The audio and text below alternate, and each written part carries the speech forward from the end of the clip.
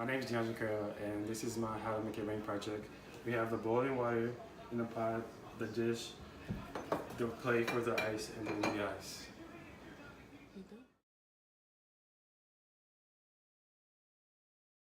We're going to now put it into the glass bowl so they can start the project.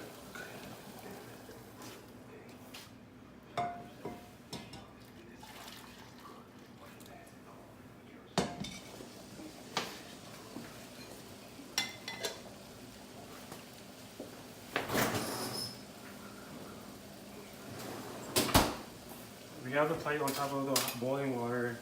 We're going to add the ice.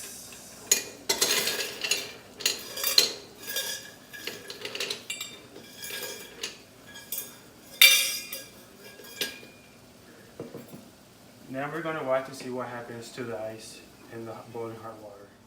We're looking onto the project now, and we can see that the boiling hot water is making the ice rain from the bottom of the plate.